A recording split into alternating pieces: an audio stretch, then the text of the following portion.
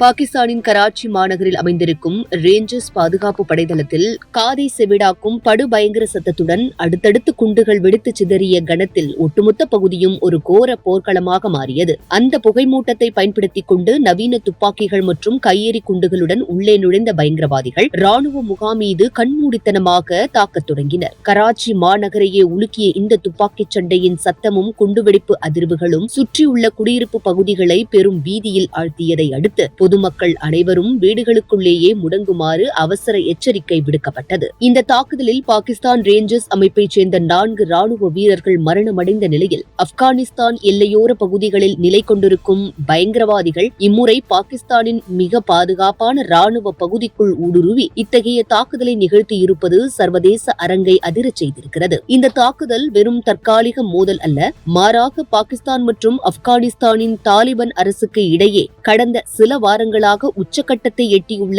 எல்லை பதற்றத்தின் நேரடி விளைவாகும். ஆப்கானிஸ்தானின் தாலிபான்கள் ஆட்சியை கைப்பற்றியது முதலே தங்களுக்கு எதிரான பயங்கரவாதிகளுக்கு ஆப்கான் மண் புகலிடமாக இருப்பதாக இஸ்லாமாபாத் தொடர்ந்து குற்றஞ்சாட்டி வந்ததன் தொடர்ச்சியாக அண்மையில் ஆப்கானிஸ்தானின் காபூல் நகரில் இருக்கும் மருத்துவமனை மற்றும் தாலிபான்களின் தளங்கள் மீது பாகிஸ்தான் விமானப்படை நடத்திய வான்வழி தாக்குதல்களுக்கு பழிவாங்கும் நடவடிக்கையாகவே தாலிபான் ஆதரவு பிரிவினர் கராச்சியின் இதய பகுதியில் இருக்கும் ராணுவ கோட்டைக்குள் புகுந்து இந்த துணிகர பாய்ச்சலை நிகழ்த்தியிருக்கிறார்கள். பயங்கரவாதத்தை ஒழிக்கப் போவதாக பாகிஸ்தான் அரசு தொடர்ந்து பிரகடனம் செய்து வந்தாலும் தாலிபான்களின் இந்த அடுத்தடுத்த அதிரடி பாய்ச்சல்கள் பாகிஸ்தான் ராணுவத்தின் உள்நாட்டு பாதுகாப்பு கட்டமைப்பையே முற்றிலும் கேள்விக்குறியாக்கியுள்ளதோடு உலக நாடுகளின் கவனத்தையும் தன் பக்கம் திருப்பியிருக்கிறது. ஆனால் தங்களின் உளவுத்துறை மற்றும் ராணுவ பாதுகாப்பில் இருக்கும் ஓட்டைகளை மறைப்பதற்காக பாகிஸ்தான் அரசு இந்த தாக்குதலின் பின்னணியில் இந்தியாவின் சதி இருப்பதாக வழக்கம் போல பழியை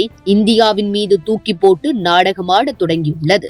மேலும் ஆப்கானிஸ்தானின் குனார், பக்தியா மற்றும் பக்திகா ஆகிய மாகாணங்களில் உள்ள சாதாரண மக்களின் குடியிருப்பு பகுதிகள் மீது பாகிஸ்தான் இந்த கொடூரமான தாக்குதலில் ஈடுபட்டது. இதில் பெண்கள், குழந்தைகள் உட்பட 36 அப்பாவி பொதுமக்கள் உயிரிழந்துள்ளனர். மேலும் 163 பேர் படுகாயம் அடைந்துள்ளனர். பாகிஸ்தான் ராணுவம் தனது நாட்டின் பாதுகாப்பு மற்றும் அரசியல் தோல்விகளை மறைப்பதற்காகவும் சொந்த பிரச்சனைகளை திசை திருப்புவதற்காகவும் எந்தவித ஆதாரமும் இன்றி ஆப்கானிஸ்தான் மீது பழி சுமத்தி வருவதாக ஆப்கானிஸ்தான் இஸ்லாமிய எமிரேட்டின் வெளியுறவுத்துறை அமைச்சகம் சாடியிருக்கிறது.